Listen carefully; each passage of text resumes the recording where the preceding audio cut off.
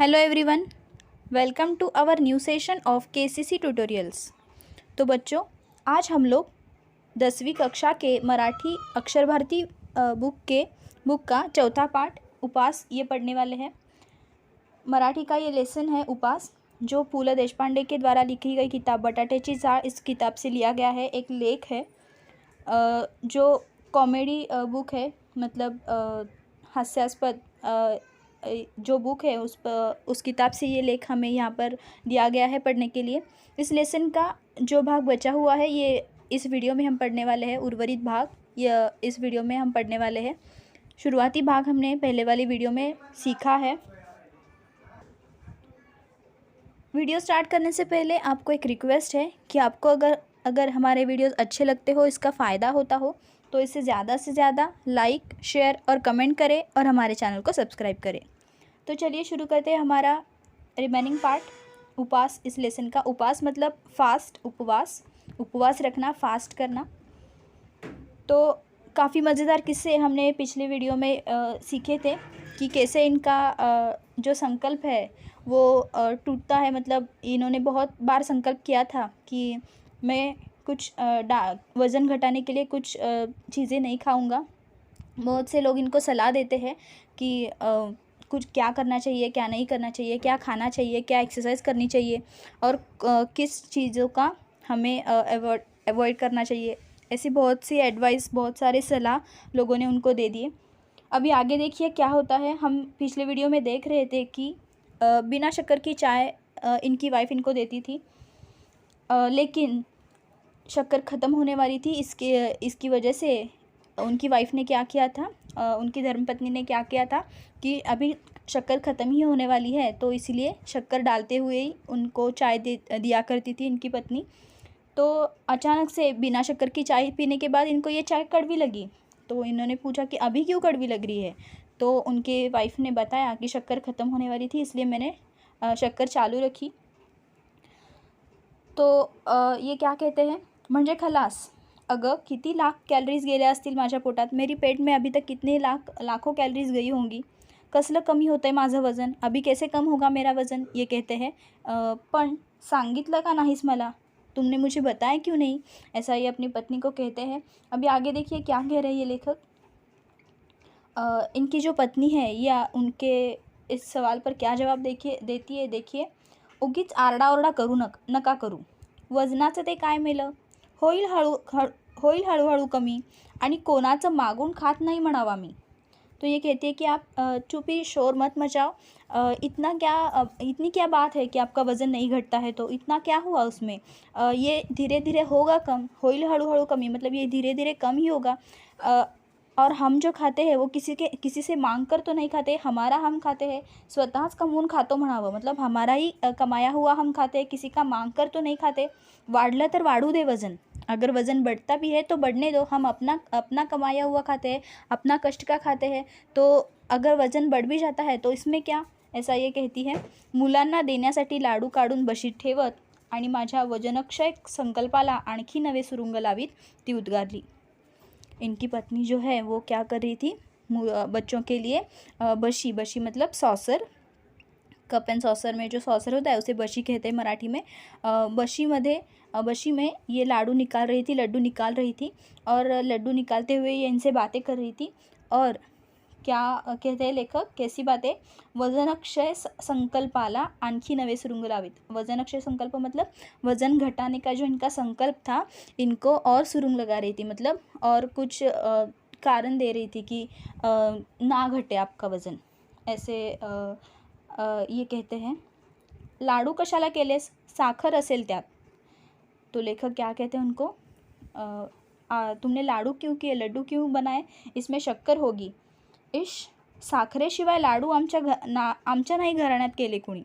तो इनकी धर्मपत्नी क्या कहती है, देखिए, ये क्या कह रहे हैं आप, हमारे घर में तो बिना शक्कर के लाडू कभी बनते ही नहीं, हमारे पूरे खानदान में ऐसे लड्डू किसी ने नहीं बनाए। साखरेशिवाय लाडू आमच्या नाही घराण्यात केले कुणी, घराना मतलब खानदान, हमारे खानदान में किसी ने भी बिना शक्कर के लड्डू नहीं बनाए, ये आप क्या कह रहे हैं।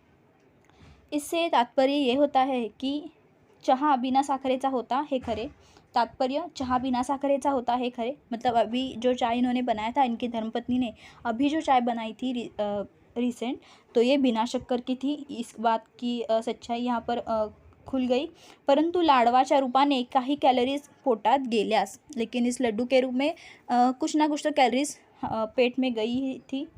दोरीवरच्या उड्यांचा फक्त एकदा प्रयत्न केला व पहिली उडीच शेवटची ठरली, कारण 8x10च्या आमच्या दिवाणखान्यात प्रथम दोरी संपूर्ण फिरवणे अवघड।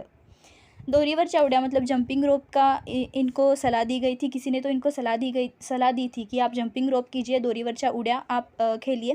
तो दोरीवरच्या उड्या खेलने के लिए उनको क्या था कि इन्होंने प्रयास किया, एकदाच प्रयत्न केला वो पहिली उड़ी शेवटची ठरली, मतलब जो पहली उड़ी पहली छलांग इन्होंने लगाई वही आखिरी हो गई थी, क्योंकि उनकी जो रूम थी, उनका जो घर था वो बहुत ही छोटा था। 8x10 मतलब 8x10 8x10 का इनका घर था, इनकी रूम थी। और उस रूम में इतनी छोटी सी जगह में ये दोरी घुमाना, ये रस्सी घुमाना बहुत मुश्किल काम था। आमच्या दिवाणखान्यात प्रथम दोरी संपूर्ण फिरवणे अवघड, बहुत मुश्किल काम था क्योंकि जगह बहुत कम थी। चौल में जो घरें रहती हैं वो बहुत सी रूम्स रहते हैं, वो बहुत छोटे छोटे होते हैं, तो इसलिए ये पॉसिबल नहीं था, बहुत मुश्किल था उनके लिए। एकदा डोक्यावरून दोरी पलीकडे गेली, ती ड्रेसिंग टेबलावरच्या तेलांच्या व औषधांच्या बाटल्या खाली घेऊन आली। एक बार जब मैंने ऐसे दोरी मतलब रस्सी सिर पर से घुमाई, तो क्या हुआ कि ये दोरी जो है वो आगे ड्रेसिंग टेबल पर जो बॉटल्स रखी होती है, ऑयल की बॉटल रहती है या फिर औषध मतलब मेडिसिन की जो बॉटल थी, वो सभी लेकर नीचे आ गई। मतलब ये सब बॉटल्स गिर गई इस रस्सी की वजह से, ये सभी बॉटल्स गिर गई। दुसऱ्यांदा अर्धवट गॅलरी आणि अर्धवट घरात राहून दोरी फिरवली, ती आचार्य बर्व्यांच्या गळ्यात। और दूसरी बार जब मैंने एंट्रेंस के मतलब जो दरवाज़ा रहता है, जो दरवाज़ा रहता है, वहाँ पर मैं खड़ा होकर आधा घर और आधे गैलरी में जब मैंने जंपिंग करना स्टार्ट किया, जब रस्सी घुमाई, तो क्या हुआ, आधी जो थी ये जो रस्सी थी वो कहाँ पर गई, आचार्य बर्वे एक उनके नेबर थे, तो उनके गले में ये रस्सी अटक गई आचार्य बर्व्यांच्या गळ्यात। दुसऱ्यांदा अर्धवट गॅलरी आणि अर्धवट घरात राहून दोरी फिरवली, तर ती दोरी कुठे गेली, आचार्य बर्व्यांच्या गळ्यात। मतलब ये जो रस्सी थी वो आचार्य बर्वे जो इनके पड़ोसी थे, इनके गले में गई। त्यांचा माझ्यावर आधीच राग होता, ये पहले इन पर गुस्सा थे। मी उपवास करतो हे कळल्यावर चाळीतली सारी मंडळी समाचाराला येऊन गेली, परंतु आचार्य बाबा बर्वे शेजारच्या खोलीत असूनही आले नाहीत, कारण उपवास हे त्यांचे खास राखीव कुरण होते। इनके ऊपर पहले ही ये आचार्य बर्वे गुस्सा थे, और जब इनको पता चला कि लेखक उपवास कर रहे, लेखक कह रहे हैं कि जब मैं उनको पता चला कि मैं उपवास करता हूँ, फास्टिंग करता हूँ, तो सभी लोग चाल में के जो सभी लोग हैं वो आकर गए, मुझसे समाचार लिए। सभी लोगों ने मुझे बहुत अजीबोगरीब सलाह दे दी, बहुत सारी सलाह लोगों ने दी, लेकिन आचार्य बर्वे जो मेरी बाजू के ही रूम में थे, मेरे बाजू के ही पड़ोसी थे, ये अभी तक मेरे पास नहीं आए थे, ये समाचार लेने के लिए मतलब खबर लेने के लिए नहीं आए थे, क्योंकि उपवास ये इनका राखीव कुरण था। मतलब इनको इस विषय पर बहुत कुछ पता था, बहुत कुछ बातें इस विषय पर ये कर सकते थे, इसीलिए उन्होंने ये बचा कर रखा कि इनको कभी तो बाद में समझा दिया जाए। हा दुष्टपणा माझ्या गळ्यात दोरी अडकून केलात हे ठीक झालं, पण तुमच्या वयाला न शोभणाऱ्या या धिंगामस्तीला दुसरा कोणी माझ्यासारखा बळी पडला असता तर तुमची धडगत नव्हती। मी तुम्हाला क्षमा करतो। ये आचार्य बर्वे क्या कहते हैं, देखिए, आपने ये जो दुष्टपना किया है, ये रॉन्ग बिहेवियर जो किया है, मेरे गले में रस्सी अटकाते हुए, ये ठीक है, लेकिन आपके उम्र को ये शोभा नहीं देता। तुमच्या वयाला न शोभणाऱ्या या धिंगामस्तीला मतलब आपकी उम्र को ये शोभा नहीं देता। मेरी जगह अगर कोई दूसरा होता, दूसरा कोणी माझ्यासारखा बळी पडला असता तर तुमची धडगत नव्हती मतलब आपकी खैर नहीं थी। अगर मेरी जगह दूसरा कोई होता तो आपकी कुछ खैर नहीं थी, धड़गत नव्हती मतलब खैर नहीं थी, ऐसा ये कहते हैं। मैं आपको माफ़ कर देता हूँ, मी तुम्हाला क्षमा करतो, मतलब ये क्या कहते हैं कि मैं आपको माफ़ करता हूँ, पण मी हे मुद्दाम केलं नाही आचार्य। अहो, वजन कमी करायला दोरीच्या उड्या मारतोय मी। तो मैंने कहा कि ये मैंने जानबूझकर नहीं किया, मी हे मुद्दाम केलं नाही आचार्य, मतलब मैंने ये जानबूझकर नहीं किया। वज़न घटाने के लिए मैंने दोरीच्या उड्या मतलब जंपिंग रोप शुरू कर दिए है। काही उपयोग होणार नाही। आचार्य बर्वे कहते हैं कि कुछ उपयोग इसका होगा नहीं, कुछ फ़ायदा नहीं होगा। का म्हणजे जिभेवर ताबा नाही तुमचा, संयम हवा, मनाची एकाग्रता हवी, त्यासाठी प्रथम म्हणजे काही गोष्टी सोडाव्या लागतील। तो ये पूछते हैं क्यों, ऐसा क्यों, इसका फ़ायदा क्यों नहीं होगा, आप ऐसा क्यों कह रहे हैं? तो आचार्य बर्वे कहते हैं क्यों कैसे पूछते हो तुम? क्या तुम्हारे जीभ पर, जुबान पर तुम्हारा कंट्रोल है? जिभेवरती ताबा नाही तुमचा। ताबा नसणे म्हणजे कंट्रोल नसणे, कंट्रोल नहीं होना, अपनी जुबान पर कंट्रोल नहीं होना, ताबा नसणे, कंट्रोल नसणे। संयम हवा मतलब पेशेंस होना चाहिए, आपको पेशेंस होना चाहिए। मनाची एकाग्रता हवी, माइंड का कॉन्सन्ट्रेशन यहाँ पर बहुत ज़रूरी है। त्यासाठी प्रथम म्हणजे काही गोष्टी सोडाव्या लागतील, इसके लिए आपको कुछ चीज़ें छोड़नी पड़ेंगी, इसका त्याग करना पड़ेगा, ऐसा ये आचार्य बर्वे कहते हैं। आता या उड्या मारायला मी लाज देखील सोडली, हे पाहताय ना तुम्ही बाबा। ये आगे देखिए ये क्या कहते हैं कि मैंने तो अभी ये डोरी की रस्सी की जो जंपिंग है ये करने के लिए अपनी शर्म तक छोड़ दी। मैं बिना शर्म से ये जंपिंग रोप करता हूँ हर रोज़, आप तो देख ही रहे हैं ना बाबा, ऐसा ये कहते हैं। ठीक है, प्रथम बोलना सोडा, ठीक है, प्रथम बोलना सोडा, ये कहते हैं कि तुम पहले बोलना छोड़ दो। तो बोलना छोड़ूँ, मैं कैसे बोलना छोड़ सकता हूँ? तो देखिए आगे ये क्या कहते हैं, अजिबात मतलब बिलकुल बोलना तुम छोड़ दो। खाण्यासाठी तोंडाचा वापर कमी करायचा एवढं पाहिलं तुम्ही, पण बोलण्यासाठी देखील त्याचा वापर बंद केल्याशिवाय तुमची जीभ ताब्यात राहणार नाही। तो ये आचार्य बर्वे क्या कहते हैं देखिए कि तुम खाने के लिए अपने मुंह का यूज़ करते हो, कम करते हो, ये देखा है आपने, लेकिन बोलने के लिए भी आप अपना मुंह का इस्तेमाल करना बंद कीजिए, तुमची जीभ ताब्यात राहणार नहीं। ऐसा करते हुए क्या होगा कि आपकी जो जीभ है वो कंट्रोल में हो जाएगी। तुम बहुत बोलते हो, अपनी ज़बान पर भी थोड़ा सा कंट्रोल लाओ, ऐसा ये कहते हैं। तो ये क्या कहते हैं कि अपने बातों पर भी तुम कंट्रोल करो, बहुत बोलते हो तुम, ऐसा ये कहते हैं। तो आगे देखिए क्या होता है, पण मला बोललंच पाहिजे बाबा, मी केविलवाण्या स्वरात ओरडलो। मैंने कहा कि मुझे बोलना ही पड़ेगा। का पण एवढा संयम नहीं तुमच्यात? क्या तुम्हें इतना पेशेंस नहीं है? क्यों तुम ऐसा कह रहे हो कि मुझे बोलना ही पड़ेगा? मौनाचं सामर्थ्य मोठं आहे। मौन मतलब जो मौन हम धारण करते हैं, कुछ बातें नहीं करना, शांत रहना, इसकी मौन की जो ताकत है, इसका जो सामर्थ्य है, सामर्थ्य मतलब ताकत, शक्ति, इसकी जो ताकत है बहुत बड़ी है। मौनाचं सामर्थ्य मोठं आहे। मौन ही शक्ति आहे, मौन ये एक शक्ति है। मौन ही ये बातें आगे करते ही रहे, मौन के विषय पर ये आगे बोलते ही रहे। उड्या मारायच्या माझ्या दोरीचे एक टोक हातात धरून बाबा 1 तास मौनाचं महत्त्व या विषयावर बडबडत होते। 1 घंटे तक इन्होंने मौन का महत्त्व, चुप रहने का, शांत रहने का महत्त्व, इस विषय पर 1 घंटा वहाँ पर उनको मुझे लेक्चर दिया। शेवटी त्यांचा वाक्प्रवाह अडवून मी ओरडलो। फिर आखिर में उनकी जो बातें थी वो रोकते हुए मैंने कहा, पण बाबा मी बोललो नहीं तर खाऊ काय? अगर मैं बातें नहीं करूँगा तो खाऊंगा क्या? इसका क्या संबंध है? अभी आगे देखिए ये क्या कहते हैं बाबा आचार्य बर्वे, आगे देखिए क्या कहते हैं,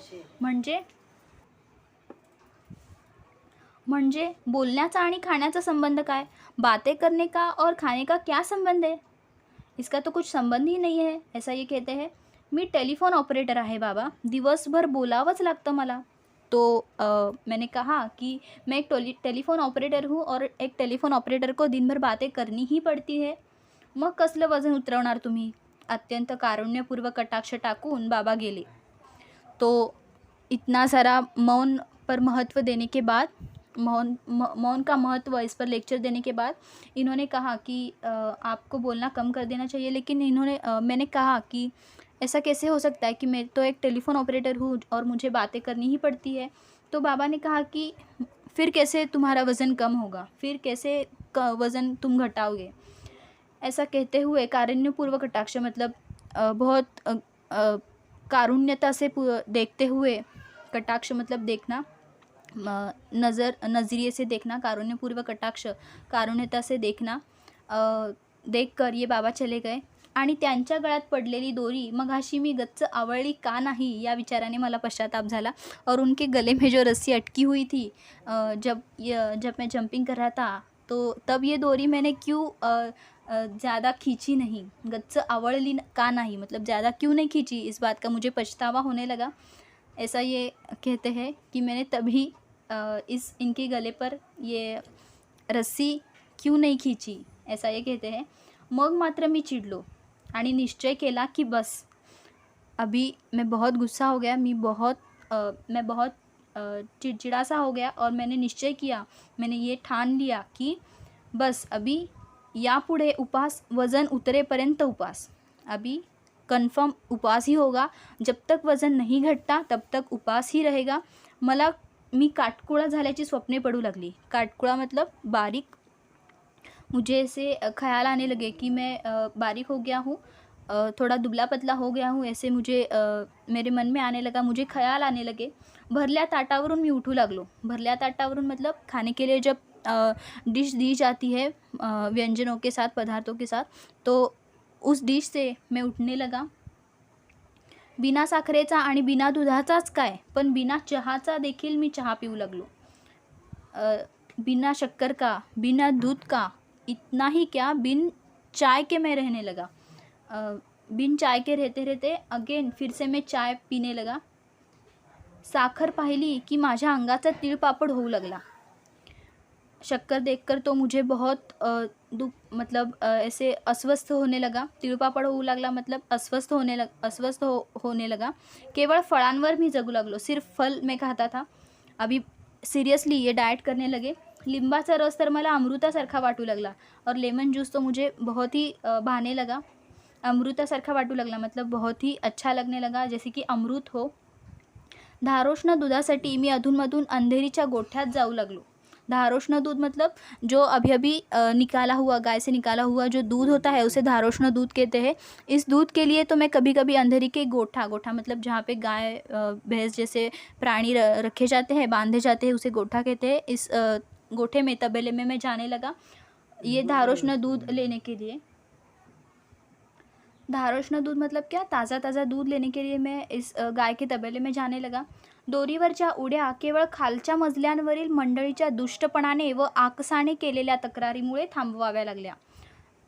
ये जो जंपिंग रोप में करता था, दोरीवरच्या उड्या मतलब रस्सी से जो मैं जंपिंग करता था, ये सिर्फ क्यों बंद करनी पड़ी मुझे, खालच्या मजल्यावरील मतलब नीचे के फ्लोर पर जो लोग रहते हैं उनके दुष्टपना मतलब उनकी बुराई और आकस मतलब उनको अच्छा नहीं लगता था कि जब भी मैं जंपिंग करता हूँ। इसकी वजह से मुझे ये कंप्लेन करते थे, तकरारी मतलब कंप्लेन करते थे कि मैं ऐसा ना करूँ, जंपिंग ना करूँ। तो इसके लिए मुझे ये रोकना पड़ा। 10 उड्या पाय न अडकता मारण्यापर्यंत मी पोहोचलो होतो। मैं इतना अच्छा सीख गया था कि मैं बिना अटके 10 जंप करता था, 10 जंप मारता था। कचेरी सुटली कि मी गिरगाव रस्त्याने धावत येऊ लागलो। और कचेरी मतलब ऑफिस छूटने के बाद मैं गिरगाव रोड से चलते हुए और दौड़ते हुए आने लगा। धावत येऊ लागलो मतलब दौड़ते हुए आने लगा। केवळ पौष्टिक आणि सात्विक आहार सुरू केला और मेरा खाना सिर्फ अभी पौष्टिक और सात्विक मतलब न्यूट्रिशियस डाइट में लेने लगा। जवळ 10-12 दिवस हा क्रम चालू होता। 10-12 दिन ऐसे ही दिनक्रम मेरा चालू था कि कम खाना है, चाय की शक्कर नहीं पीनी है, सिर्फ फल खाने हैं और चलते हुए भागते हुए आना है ऑफिस से आते वक्त और जंपिंग रोप करनी है। ऐसे 10-12 दिन तक मेरा दिनक्रम चालू था। माझ्यातला फ़र्क मलाच कळत होता। मुझ में कुछ फ़र्क लग रहा था, मुझे महसूस हो रहा था कि कुछ फ़र्क आ रहा है। लहान मुले बी पेरले की रोप किती वाढले हे रोप उपटून पाहतात। छोटे जो बच्चे होते हैं वो क्या करते हैं, अगर उन्होंने कोई ट्री प्लांट किया है, अगर कोई बी बोई है ज़मीन में, तो वो क्या करते हैं, वो बीज उगने के बाद उस पर से प्लांट आने के बाद ये क्या करते हैं, ये छोटे होते हैं, इनको मालूम नहीं होता, तो ये क्या करते हैं कि इसको रूट्स आए हैं कि नहीं ये देखने के लिए वो ऐसे निकाल कर देखते हैं कि रूट आए हैं क्या। तो इसी तरह त्याप्रमाणे रोज़ संध्याकाळी काट्यावर वज़न करावे असे वाटत होते मला। तो इसी तरह मुझे भी लगता था कि मैं कुछ तो कर रहा हूँ, मैंने कुछ तो प्रयास किया है, तो इसका रिज़ल्ट क्या है, ये मैं भी देखूँ जाकर कि मेरा वज़न सच में घट रहा है क्या। ऐसे मुझे बहुत लगता था कि इसका परिणाम क्या हो रहा है, जो भी मैं प्रयास कर रहा हूँ इसका परिणाम क्या हो रहा है। जैसे छोटे बच्चे देखते हैं कि उन्होंने जो बीज बोया है उसका परिणाम क्या हुआ है, ये बीज निकाल कर देखते हैं। वैसे मुझे भी लगता था कि मैं भी अपने प्रयास का परिणाम देखूँ जाकर कि मेरा वज़न सच में घट रहा है, ऐसा मुझे बहुत लगता था। पण मी ती इच्छा दाबून धरली, लेकिन मैंने अपनी ये इच्छा दबा कर रखी, मैंने ऐसा किया नहीं। बरोबर 1 महिन्याने मी वज़न करणार होतो. बरोबर 1 महिने के बाद मैं वज़न करने वाला था. 1 महिनाभर तुपाचा थेंब माझ्या पोटात जाणार नव्हता. केवळ दूध. दुर्दैवाने रोज गाईचे धारोष्ण दूध मिळण्याची सोय नव्हती, पण एकूण आहार व्रत जोरात चालू ठेवलं होतं. 1 महीने तक मैंने 1 महीने तक घी का एक थे मतलब एक बूंद भी मेरे पेट में नहीं जाने वाली थी। सिर्फ दूध मैं पीने वाला था।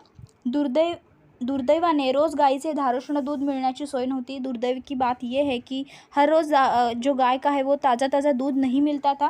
तो क्या होता था कि बाकी की जो चीज़ें हैं, बाकी का जो आहार मैंने आहार परिवर्तन किया था, ये मैंने चालू रखा था। एकूण आहार व्रत जोरात चालू ठेवले होते.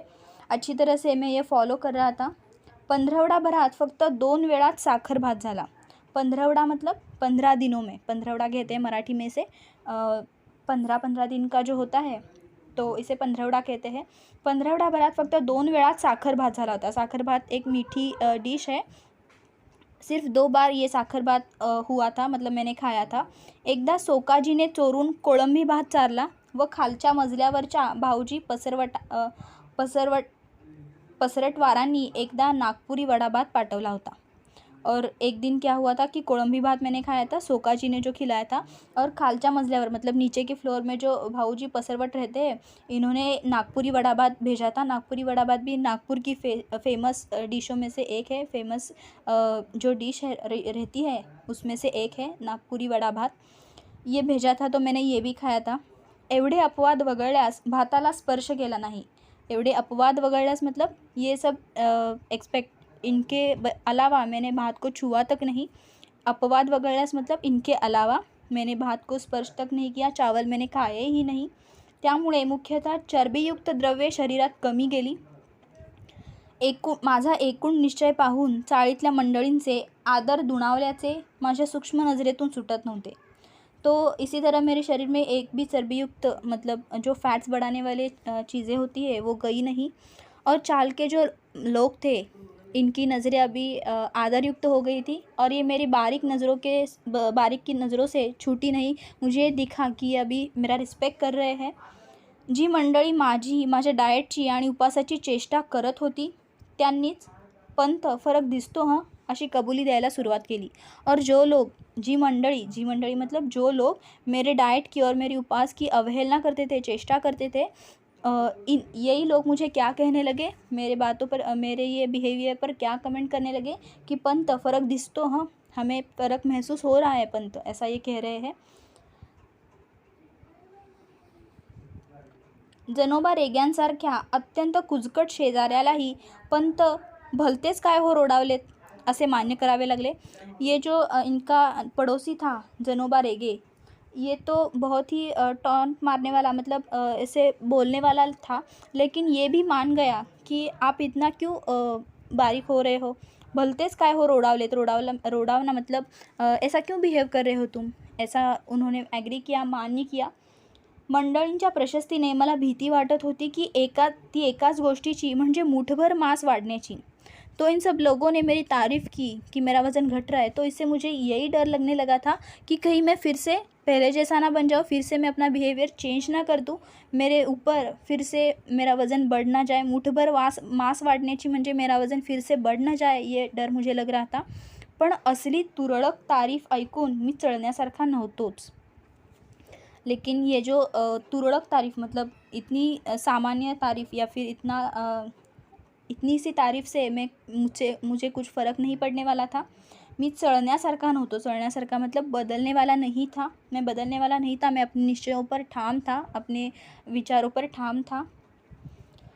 इतक्या असामान्य मनोनिग्रह आणि जिव्हा नियंत्रणानंतर कमीत कमी 20 ते 25 पाऊंडांनी तरी माझे वजन घटले पाहिजे अशी माझी खात्री होती.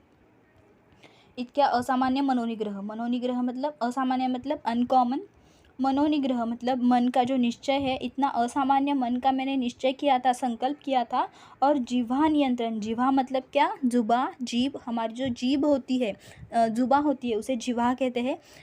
इस जुबा पर मैंने जो कंट्रोल लाया था, इसकी वजह से कम मेरा वज़न 20 या 25 पाउंड से तो कम ही होगा, घट जाएगा, ऐसा मुझे लग रहा था.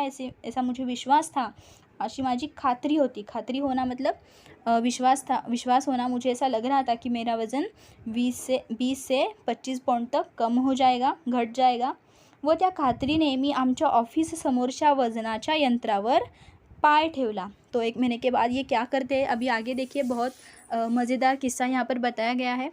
देखिए अभी क्या होता है, 1 महीने के बाद जब मैं हमारे ऑफिस के सामने जो मशीन है, वजनाच्या यंत्रावर मतलब वज़न मापने का जो मशीन रहता है, उस पर मैंने अपना पाव रख दिया आणि आणेली टाकून तिकीट काढले.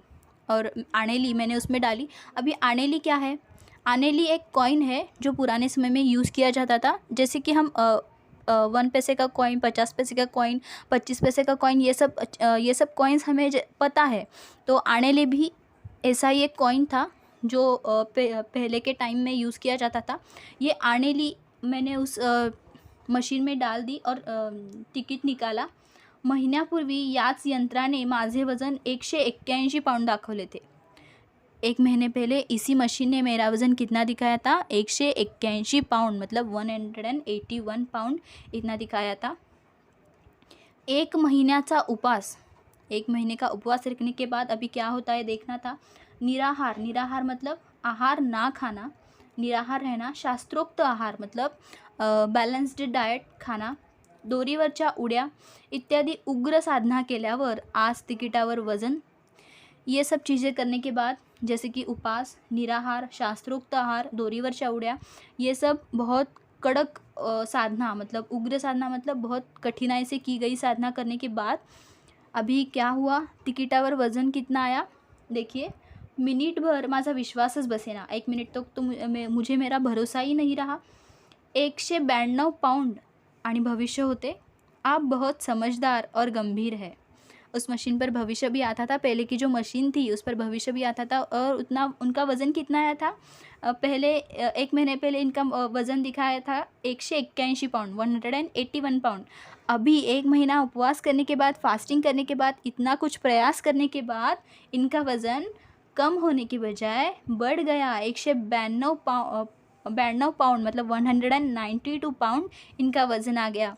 तो ये कितनी मज़ेदार बात है कि इन्होंने इतना फास्ट किया था. इन्होंने बहुत लोगों की सलाह ली थी. सभी लोगों को पता चल गया था, घर के आजू बाजू जो लोग रहते हैं, ऑफिस के लोग हैं, सभी लोगों को पता चल गया था कि ये फास्टिंग कर रहे हैं, डाइट कर रहे हैं. लेकिन इसका परिणाम क्या हुआ, इनका वज़न घटने की जगह बढ़ गया. इनका वज़न 181 से कहाँ गया, 192, 192 पाउंड इनका वज़न हो गया. और वहाँ पर उस मशीन पर भविष्य भी आता है. क्या आता है ये भविष्य, बहुत ही मज़ेदार है. देखिए, आप बहुत समझदार और गंभीर है. हल्ली मी वज़न आणि भविष्य या दोन्ही गोष्टींची चिंता करायचे सोडून दिले आहे.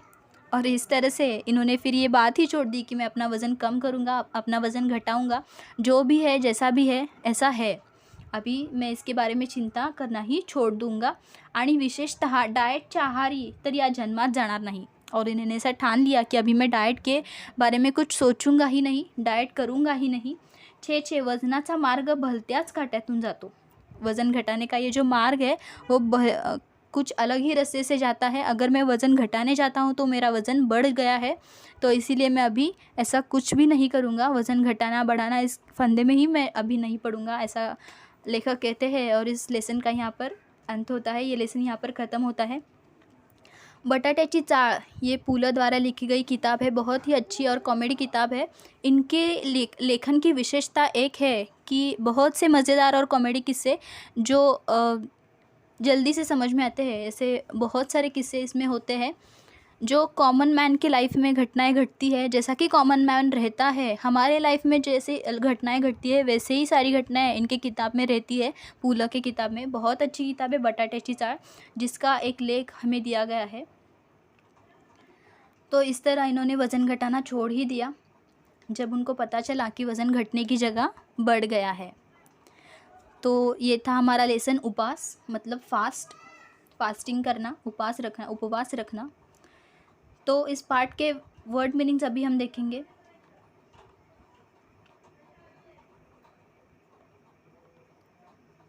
वजन अक्षय संकल्पाला, मतलब वज़न घटाने का जो संकल्प है उसको। दीवान खाण्यात, मतलब जो बाहर की रूम होती है, मेन रूम होती है, उसे दीवान खाना कहते हैं। समाचार आला, मतलब खबर लेने के लिए। धडगत नसणे म्हणजे मतलब खैर नहीं, ऐसा कहते हैं। संयम मतलब पेशेंस। एकाग्रता मतलब कॉन्सेंट्रेशन, एकाग्रता। मौनाचं सामर्थ्य मतलब मौन की ताकत। कारुण्यपूर्व कटाक्ष, कारुण्यपूर्वता से देखना, कारुण्यता से देखना, प्रेमपूर्वक देखना। धारोष्ण दूध मतलब गाय से निकाला हुआ ताज़ा दूध, धारोष्ण दूध। दुष्टपणाने व आकसाने मतलब बुराई से और आकस से, मतलब किसी के ऊपर आकस रखना। पौष्टिक आणि सात्विक मतलब न्यूट्रिशियस।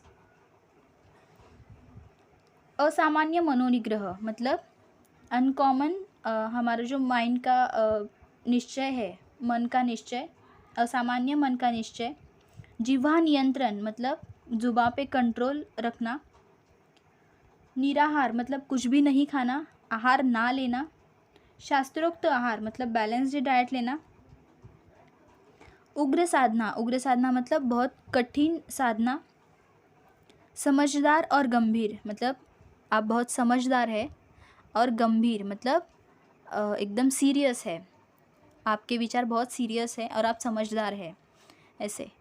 तो इस तरह से ये लेसन यहाँ पर ख़त्म होता है। आपको अगर ये वीडियो अच्छा लगा हो तो इसे ज़्यादा से ज़्यादा लाइक, शेयर और कमेंट करें और हमारे चैनल को सब्सक्राइब करें। And thank you for watching our videos and good bye.